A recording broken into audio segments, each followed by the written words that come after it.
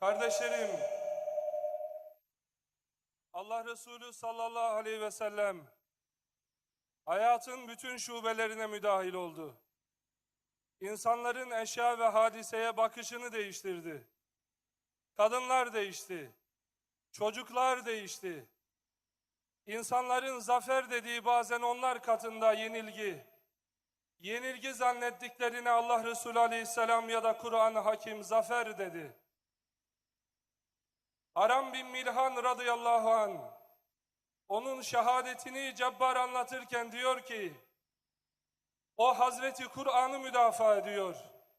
Hazreti Muhammed Aleyhisselam'ı müdafaa ediyordu. Arkasından mızrağı soktum, önden çıkmıştı. Gidiyordu dünyadan.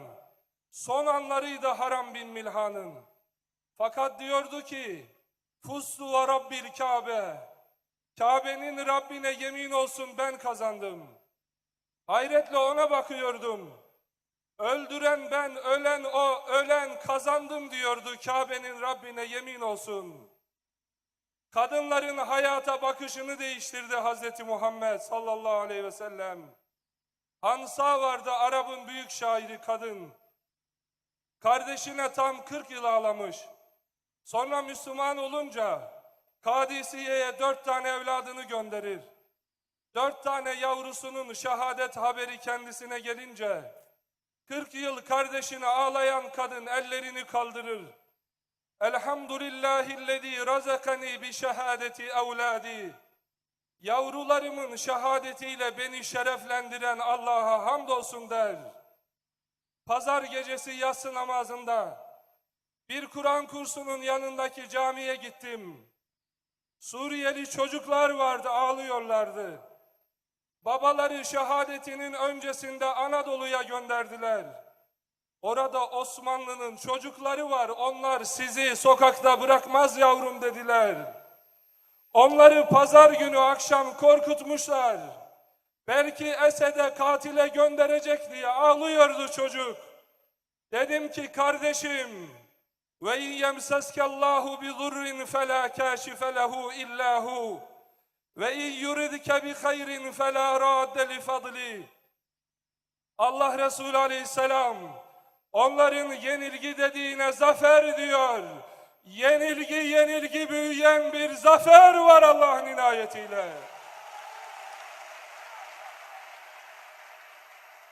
Kardeşlerim, Allah Resulü aleyhisselam Hudeybiye'den dönüyor. Sahabe-i kiram efendilerimizde öfke var. Onlar yenilgi kabul ediyorlar. Fakat sonuna kadar İslam'ın yolları açılacak. Kur'an-ı Hakim onların üzüldüğü, onların yenilgi kabul ettiği dönüşe İnna fetahna leke fethan mubina. Şimdi içinize, şimdi ruhunuza, şimdi hakikatinize, şimdi bütün mevcudiyetinizle Allah Azze ve Celle'ye dönme zamanı diyor. Kardeşlerim, Allah Resulü Aleyhisselam Hudeybiye'den dönerken لَقَدْ رَضِيَ اللّٰهُ عَنِ الْمُؤْمِنِينَ اِذْ يُبَايِعُونَكَ تَحْتَ الشَّجَرَةِ فَعَلِمَ مَا فِي قُلُوبِهِمْ فَأَنْزَلَ السَّك۪ينَةَ عَلَيْهِمْ وَأَثَابَهُمْ فَتْحًا قَرِيبًا. Allah Azze ve Celle ona Hayber'in fethini müjdeliyor. O 1400 kişiyle Hayber'e gidecek. Medine'ye geliyor. O sefere çıkmayanlar, Mekke yollarında lebbeyk Allahümme lebbeyk demeyenler, onlar da Yahudi ile savaşa gelecekler. Kur'an-ı Hakim hayır olmaz diyor. Yahudi ile savaşacak insanların iki özelliği olacak. Bir, lekad radıyallahu anil mu'minin. Onlar korku nedir bilmeyecek. İnsanların yenilgi dediğine onlar zafer diyecekler. Allah onlardan razı olacak. İki, فَاَنْزَلَ السَّك۪ينَةَ عَلَيْهِمْ. Onlar Allahu Ekber dediği zaman Pentagon ayaklarının altında olacak. Allahu Ekber dediği zaman Londra ve New York ayakları altında kalacak onların. فَاَنْزَلَ السَّك۪ينَةَ عَلَيْهِمْ. Allah yüreklerine sekinet indirecek. وَاَثَابَهُمْ فَتْحًا قَرِيبًا. Allah onlara Yahudi ile o zaferi nasip edecek. Efendimiz Aleyhisselatu Vesselam o 1400 kişiyle Hayber'e gelir. Allahu Ekber haribet Hayber buyurur. Yani diyorlar ki slogan atmak yok. Allah Resulü ellerini kaldırıyor Hazreti Muhammed. Allahu Ekber haribet Hayber. Allahu Ekber yıkılacak Hayber.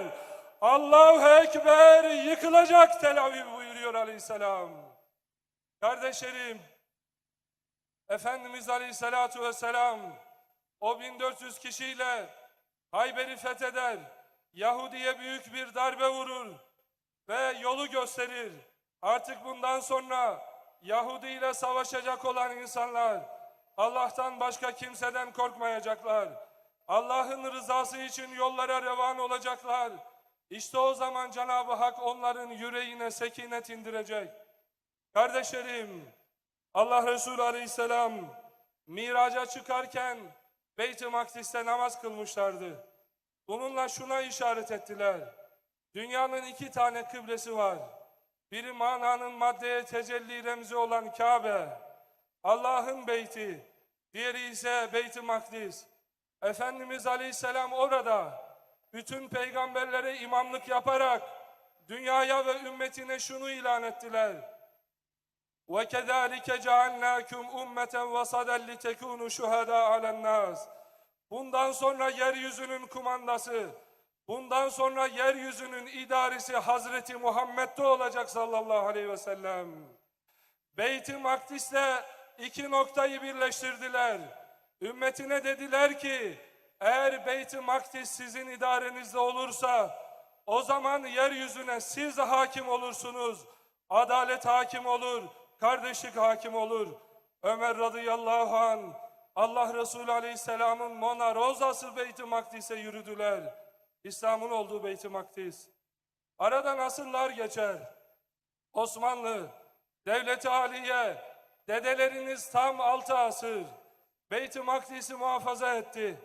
İmam Müslim Kitabul Fiten'de şöyle bir hadis rivayet eder. Ümmetimin ordusu 3'e ayrılacak. 1. bölüm onlar yenhezimus sulus. 1. bölümü yenilecek küfara karşı. 2. 3'te 1'i onlar şehit olacaklar. 3. 3'te 1 var, onlar İstanbul'a gidecek. İstanbul'u fethedecekler. İstanbul'u fethedince yuallikûne suyûfehum ale'z-zeytûn. Kılıçlarını zeytin dallarına asacaklar. Yani 6 asır barış olacak buyuruyor Kudüs'te sallallahu aleyhi ve sellem. Sonrasında buyuruyorlar ki İstanbul'dan Şam'a doğru, Kudüs'e doğru büyük bir ordu yola çıkacak. İşte onu Yahudi biliyor. Onun için geziye çıktılar. Onun için eşkıyaları yollara döktüler. Ama bütün bunlara rağmen İstanbul'dan Kudüs'ün ordusu, Hazreti Muhammed'in ordusunun yola çıkmasını engelleyemeyecekler Allah'ın inayetiyle. Kardeşlerim, Arap devletleri Kudüs'ü korumak için 2 tane savaş yapmışlardı. 1947 ve 1948 ve 67 savaşları. İkisinde de mağlup oldular. 67 savaşında tam 9 tane Arap devleti İsrail'in karşısında 6 gün dayanamadılar. Çünkü onlar لَقَدْ رَضِيَ اللّٰهُ عَنِ الْمُؤْمِنِينَ. Allah buyurmuştu ki Azze ve Celle, Yahudi ile savaşacak ordunun 2 özelliği olacak. 1, Allah onlardan razı olacak. 2, yüreklerinde sekinet olacak. Onlar Amerika'ya, onlar New York'a, onlar Birleşmiş Milletler'in kararlarına değil, göklerden gelecek Allah Azze ve Celle'nin kararına göre yürüyecekler. Onlar, Arap devletleri mağlup oldular. İzzettin Kasam Hazretleri, Osmanlı alimi, bir Şazeli Şeyhi İzzettin Kasam Hazretleri, öğrencileriyle beraber Yahudi'ye karşı yıllarca orada direnir. Yahudi milisleri onunla baş edemezler. Sonunda İngiltere özel birliklerden tam 500 kişi gelir. İzzettin Kasam Hazretlerini kuşatırlar. Onu ablukaya alırlar. 12 tane öğrencisine döner İzzettin Kasam Hazretleri. Buyururlar ki buradan Hazreti Hamza gibi, Enes bin Nadir gibi, Abdullah bin Cahş gibi şehit olarak Rabbimin huzuruna çıkmaya var mısınız? O halde mutu şuhada, şehit olarak Rabbimin huzuruna gidin. İzzettin Kassam Hazretleri ile öğleye kadar vuruşurlar. Öğleye doğru İzzettin Kassam Hazretleri şehit olur. 9 tane Arap devleti duramadı. Ama geçen yıl şimdi Yahudi yeniden hazırlanıyor. Onun adına orada mücadele eden Kassam Tukayları var. Oradaki kardeşlerim İsrail askerlerini tanklara cesaret hapı verip de bindiremiyorlar. Çünkü onlar Hazreti Muhammed'in öğrencileri, durduramayacaklar. Kardeşlerim, eşya ve hadiseye bakışımızı değiştirecek. Allah'ın inayetiyle göreceksiniz. Hani Efendimiz Aleyhisselam Mekke'nin fethine giderken Ebu Sufyan yolda geliyor. Oradan Merre Zahran denen yerde Müslüman oluyor. Allah Resulü ona eman veriyor, Mekke'ye gidiyor.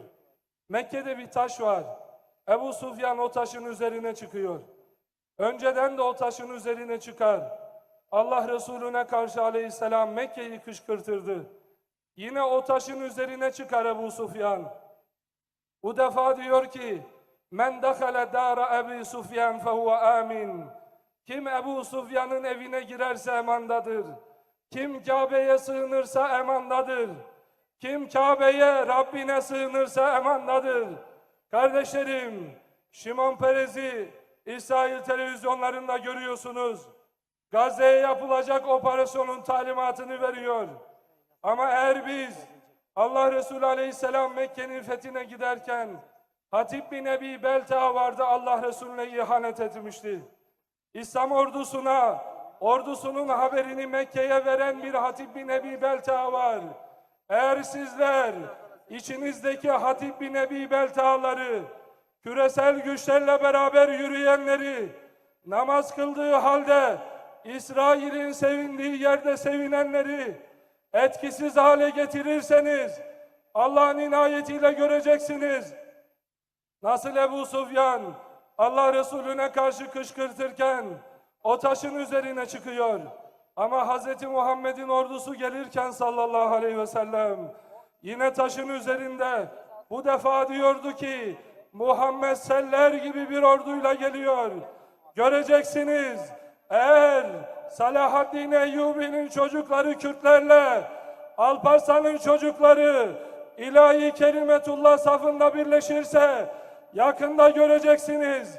Şimon Peres bu defa ekrana çıkacak ve diyecek ki ey Yahudiler, evlerinize kapanın, İstanbul'dan Sultan Fatih'in çocukları geliyor.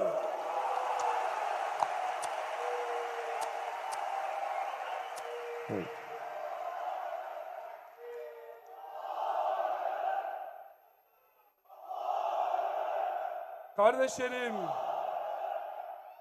sana Osmanlı diye bakıyorlar. Açlarını doyuran, açıklarını giydiren, düştükleri zaman ordular gönderen Osmanlı diye bakıyorlar. Sana ümmetin sahibi diye bakıyorlar. Onun için İsrail sabaha kadar eğlenirken, onun dostları eğlenirken, onun için Şam ağladı, Kahire ağladı, çadır kentleri ağladı, Bosna ağladı. Çünkü sana hala Osmanlı diye bakıyorlar. Allah'ın inayetiyle küresel güçler tamamı aynı safta toplansalar, bir araya gelseler de Osmanlı'nın Kudüs için ayağa kalkmasına engel olamayacaklar. Kardeşlerim, hocalarım gelecekler. Onlar da Kudüs'e dair size konuşacaklar. Ama burada genç kardeşlerim var. Onlara şunu söyleyip huzurlarınızdan müsaade isteyeceğim.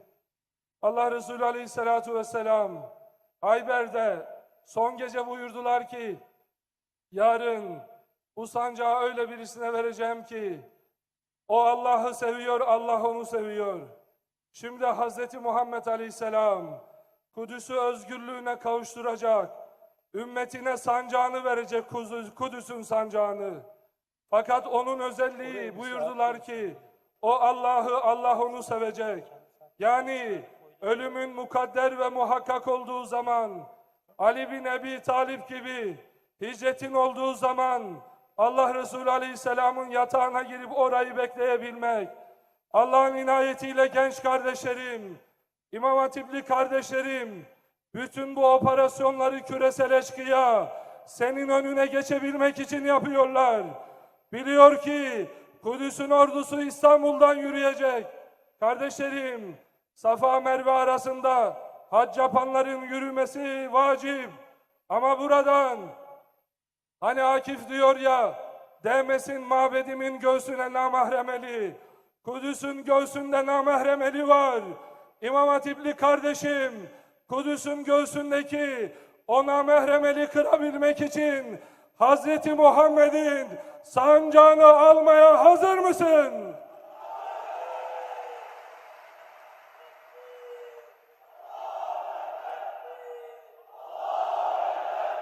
Şimdi düşünüyorum, 2 ay önce İşkodra'daydım. Orada TİKA'nın yaptığı İmam Hatip'e ya da İHA'nın yaptığı İmam Hatiplere Allah'ın inayetiyle yenilgi büyüyen bir zafer var. Yenilmeyeceğimizi, yıkılmayacağımızı bütün dünya görecek Allah'ın inayetiyle. Kardeşlerim, bu duygu ve düşüncelerle başta bu programı tertip eden İHA'ya, hocalarıma, Nurettin hocama, Ebu Bekir hocama, Abdülmetin hocama, Muhammed Emin hocama, Ebu Bekir hocama, Bülent ağabeye, teşrif eden sizlere, hepinize hürmet ve muhabbetlerimi arz ediyorum. Allah'ın selamı üzerinize olsun. Esselamu Aleyküm ve Rahmetullah.